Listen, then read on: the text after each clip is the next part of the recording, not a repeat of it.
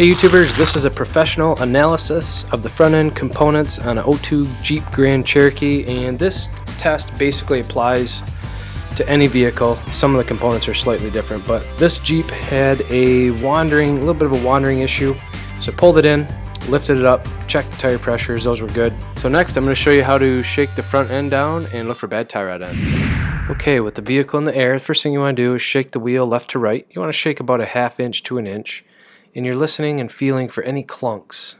Everything should be smooth. And that checked out pretty good. We're going to do the up and down also, and that checks out pretty good. Also, while you got your car in the air, do a quick spin test of your wheel bearings and listen for any growling that will indicate a defective bearing. Okay, so the driver's side, for some reason I decided to do up and down check first. And it doesn't matter which order you do it. That checked out okay, so we're going to go left and right. Right away you can hear that clunk, and there's actually quite a bit of movement there. So I grab my headlight and I can actually see the tie rod end moving through the wheel right here. So let's try to get a better look at that.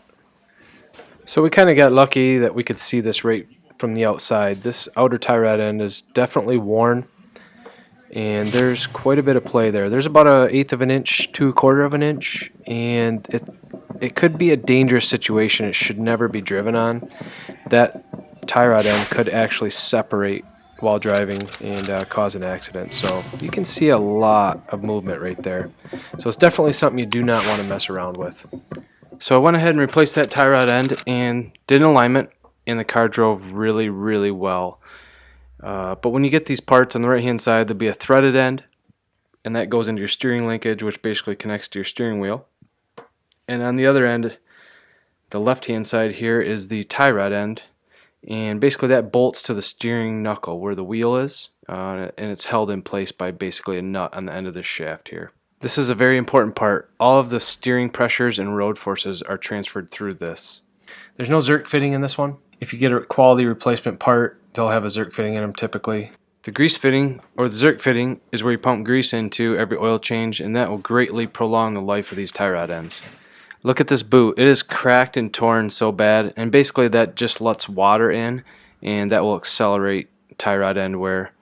Same goes for ball joints or any other kind of a joint like this where there's grease inside of this boot. Look at that movement. That's horrible. I hope this video helped you determine if your tie rod ends are good or bad, and shed some light on steering systems in general. If this video helped you in any way, shape, or form, please like, subscribe, comment, and have a good day.